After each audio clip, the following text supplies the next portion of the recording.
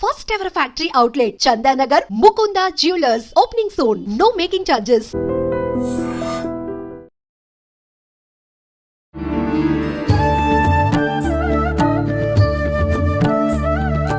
నమస్కారం, welcome to I dream. ధర్మ మార్గం విత్ విజిత కార్యక్రమానికి స్వాగతం. ప్రస్తుతం మనతో పాటు ఉన్నారు ప్రముఖ ఆధ్యాత్మికవేత్త, జ్యోతిష్య పండితులు సుభాష్ శర్మ గారు. ఇప్పుడు గురుగారితో మాట్లాడి మరిన్ని విషయాలు తెలుసుకుందాం. నమస్కారం గురుగారు. శ్రీమాత్రేనండి. గురుగారు, ఇప్పుడు రాబోయేది వసంత పౌర్ణమి.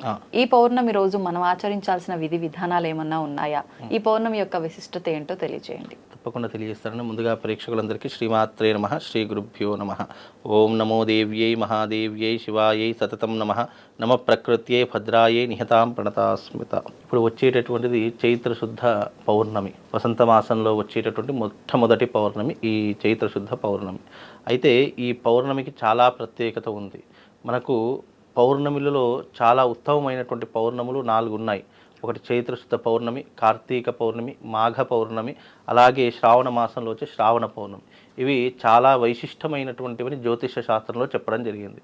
అయితే ఈ పౌర్ణమి అనేటటువంటిది దేనికి ప్రత్యేకత అంటే అమ్మవారి యొక్క ఆరాధనకు, అమ్మవారి యొక్క పూజ చేసుకోవడానికి ప్రత్యేకమైనటువంటి రోజు ఏదైనా కేటాయించాలంటే అది పౌర్ణమి రోజున కేటాయించాలి. ఎందుకంటే అమ్మవారి యొక్క తత్వానికి ప్రతిరూపమైనటువంటి చంద్రుడి యొక్క షోడశమైనటువంటి కళ 16 కళలు ఈ భూమి మీద ప్రసరింపజేసేటటువంటి కళలు పౌర్ణమి రోజున ఉద్భవిస్తాయని జ్యోతిష శాస్త్రంలో చెప్పడం జరిగింది. కనుక పౌర్ణమి రోజున చేసేటటువంటి ఏ ఆరాధన అయినా సరే అది అమ్మవారి యొక్క పాద పద్మముల చెంత చేరుతుంది అని చెప్పేసి శాస్త్రవచనం. కనుక ఈ పౌర్ణమి, దీనిని మదన పౌర్ణమి అని కూడా పిలుస్తూ ఉంటారు. కనుక ఈ మదన పౌర్ణమి రోజున ఎవరైతే ఆ చంద్రుడిని ఆరాధించి శ్రీచక్రార్చన ఎవరైతే ఆచరిస్తారో వాళ్లకు ఎనలేనటువంటి సౌభాగ్యం కలుగుతుంది, ఎనలేనటువంటి కీర్తి సంపదలు కలుగుతాయి. శ్రీచక్రార్చన చేయడం ద్వారా ధన సంపత్తి కలుగుతుంది అని శాస్త్రవచనం. ఎవరికైనా ధనంలో ఇబ్బందులున్నా, ఆర్థికపరమైనటువంటి ఇబ్బందులున్నా ఈ మదన పౌర్ణమి రోజున ఎవరైతే శ్రీచక్రార్చన పూజ చేస్తారో వాళ్లకు ఎనలేనటువంటి సిరి సంపదలు కలుగుతాయి అని చెప్పేసి కూడా మనకు శాస్త్రంలో చెప్పడం జరిగింది. ఇప్పుడు మదన పౌర్ణమి అని పిలవటానికి వెనకాల కూడా ఏదైనా కారణం ఉండే ఉంటుంది? తప్పకుండా ఉంటుందండి. మదన పౌర్ణమి అనేటటువంటిది పూర్వకాలంలో క్షీరసాగర మదనం జరిగినటువంటి రోజు కూడా ఈ యొక్క చైత్ర శుద్ధ పౌర్ణమి రోజునే జరిగింది అని కొన్ని పురాణ గ్రంథాల్లో ఉన్నాయి. అందుకే దీన్ని మదన పౌర్ణమి అంటే మందార పర్వతాన్ని చిలుకుతున్నారు కదా, అందుకే దీనికి మదన పౌర్ణమి అని కూడా పేరు రావడం జరిగింది.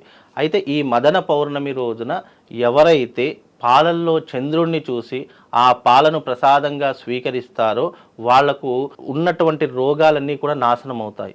అదే పాలను మనము ఎవరికైనా దానం చేయడం ద్వారా సిరి సంపదలు కలుగుతాయని శాస్త్రవచనంలో ఎప్పుడైతే పాలను దానం చేస్తామో పాలకు ప్రతిరూపం ఏంటి అంటే ధనానికి నిలువెత్తు రూపం పాలు అని చెప్పేసి ఏవైతే అవి కూడా స్వచ్ఛమైనటువంటి ఆవు పాలను ఎవరికైతే మనం ఈ పౌర్ణమి రోజున దానం ఇస్తామో ఎవరైతే దానం చేసినటువంటి వాళ్ళు ఉంటారో వాళ్ళు భూలోకంలో ధనవంతులుగా నిలుస్తారు. ఉన్నటువంటి ఆర్థికపరమైనటువంటి ఇబ్బందులన్నీ కూడా తొలగిపోతాయని శాస్త్రవచనం. అందుకే ఈ మదన పౌర్ణమి రోజున పాలను దానం చేయాలని శాస్త్రం. అలాగే ఈ పౌర్ణమి అనేటటువంటిది అమ్మవారి యొక్క శ్రీచక్ర ఉపాసనకు చాలా ప్రత్యేకమైనటువంటి రోజు. అయితే ఈ పౌర్ణమి రోజున మనము ఏదైనా పఠనం చేసుకోవాలి, ఏదైనా చదువుకోవాలి అంటే లలితా సహస్రనామ పారాయణము చాలా ఉత్తమమైనటువంటి పారాయణం. 1000 శ్లోకాలతో ఉన్నటువంటి ఈ యొక్క పారాయణము ఎవరైతే ఈ యొక్క పౌర్ణమి రోజున సాయంకాలము 8 నుంచి 9 గంటల సమయంలో చేస్తారో వాళ్లకు ఎనలేనటువంటి పాజిటివ్ ఎనర్జీ రావడం జరుగుతుంది. అంటే ఒక మనిషికి ఏదైనా శక్తి అవపోసన పట్టుకోవాలి, ఏదైనా శక్తిని మనం పుంజుకోవాలి, ఏదైనా శక్తిని సాధించాలి అని అనుకుంటే ఈ పౌర్ణమి రోజున లలితా సహస్రనామ పారాయణం చేసి చూడండి. మీలో తెలియకుండానే ఒక పాజిటివ్ వైబ్స్ పెరిగిపోవడంతో పాటు మీరు ఏదైనా సంకల్పం కోసం చేస్తున్నారు. సపోజ్ ఒక ఉద్యోగం కావాలి, లేదా అప్పులు క్లియర్ కావాలి, లేదా ఇంట్లో అన్ని రకాలైనటువంటి ఇబ్బందులు తొలగిపోవాలి, రోగ సమస్యలు తొలగిపోవాలి, నెగిటివ్ ఎనర్జీ, నరదృష్టి, చెడు దృష్టి, గ్రహ దృష్టి ఇవన్నిటినీ కూడా మనం అధిగమించాలి అని అనుకుంటే ఈ పౌర్ణమి రోజున లలితా సహస్రనామ పారాయణము భక్తి శ్రద్ధలతో చేసి చూడండి, మీకు తిరుగుండదు. మీరు అనుకున్నటువంటి సంకల్పము 41 రోజుల్లో తప్పకుండా నెరవేరేటటువంటి అవకాశము ఈ పౌర్ణమికి ఉన్నటువంటి ప్రత్యేకత. అందుకే పౌర్ణమికి ఇప్పుడు లలిత అమ్మవారికి ఏదైనా సంబంధం ఉందా గురుగారు? ఇప్పుడు ఇవన్నీ కూడా లలితా నవరాత్రులు కదా. వసంత మాసం అంతా, వసంత నవరాత్రులు అంతా కూడా లలితా పరమేశ్వరి అమ్మవారి యొక్క నవరాత్రులు కనుక ఈ పౌర్ణమి రోజున ఎవరైతే లలితా సహస్రనామ పారాయణం ఆచరిస్తారో వాళ్ళకు తప్పకుండా ఆ లలితాదేవి యొక్క అమ్మవారి యొక్క సంపూర్ణమైనటువంటి అనుగ్రహంతో పాటు ఆ తల్లి దీవెనలు ఎప్పటికీ కూడా ఉంటాయని ఈ పౌర్ణమి యొక్క ప్రత్యేకత. అందుకే దీని మదన పౌర్ణిమ, అలాగే దీనిని లలితా పౌర్ణమి అని కూడా పిలవడం జరుగుతూ ఉంటుంది.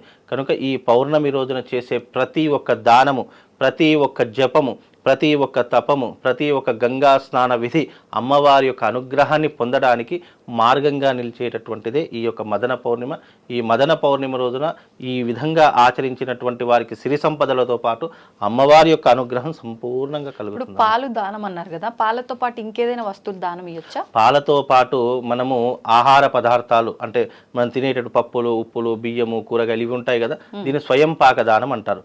ఈ స్వయం పాక దానంతో పాటు ఈ పాలను కూడా దానం ఇవ్వడం ద్వారా విశేషమైనటువంటి పుణ్య ఫలితం కలుగుతుంది. అందులోనూ ఆ రోజున వస్త్రదానం ఇంకా చాలా విశేషం. మనం ఏదైతే మనము దానం అనే దీనికి సార్థకత అంటే మనం ఏదైతే దానముగా ఇతరులకు ఇస్తామో ఆ తీసుకున్నటువంటి వారు, ఇచ్చేటటువంటి వారు ఎవరైతే ఉన్నారో మనం ఏదైతే దానం చేస్తా ఆ దానం అనేటటువంటిది మనకి ఎల్లవేళలో రక్షణగా ఉంటుంది. ఈరోజు నేను వస్త్రదానం చేశాను అనుకోండి, నాకు జీవితంలో వస్త్రానికి లోటు ఉండదు. నేను ఎవరికైనా అన్నదానం చేశాను అనుకోండి, నాకు జీవితంలో అన్నానికి లోటు ఉండదు. అంటే మనం ఏదైతే దానం చేస్తున్నామో ఆ దానం యొక్క పుణ్య ఫలితం, ఒక్కసారి దానం చేస్తే 1000 పుణ్యం వస్తుంది.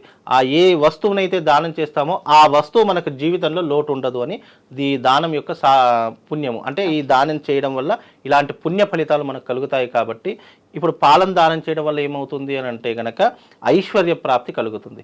పెరుగుని దానం చేయడం వల్ల సంతాన ప్రాప్తి కలుగుతుంది. నెయ్యిని దానం చేయడం వల్ల ఆరోగ్య సమస్యలన్నీ కూడా దూరం అయిపోతాయి.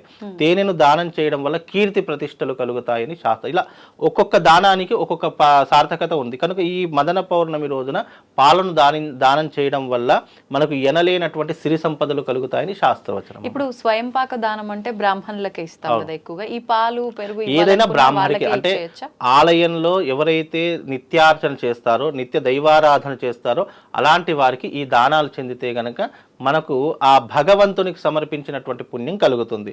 ఎందుకంటే భగవంతుడు నేరుగా వచ్చి తీసుకోలేడు కాబట్టి భగవంతుడు నిత్యము కైంకర్యాలు ఎవరైతే ఆచరిస్తున్నారో అతనికి దానం ఇవ్వడం వల్ల ఆ భగవంతునికి ఆ దానం చెందుతోని శాస్త్రవచనం. అందుకే ఎవరైతే దేవాలయాల్లో అర్చకత్వం చేస్తున్నారో, నిత్యము దైవారాధన ఎవరైతే ఆచరిస్తున్నారో అలాంటి వారికి దానం చేయడం వల్ల పుణ్యము పురుషార్థంతో పాటు ఈ మనం చేసే దానం ప్రత్యక్షంగా భగవంతునికి చేసినటువంటి పుణ్య ఫలితం కలుగుతుందమ్మా. ధన్యవాదాలు గురుగారు. శ్రీమంత్.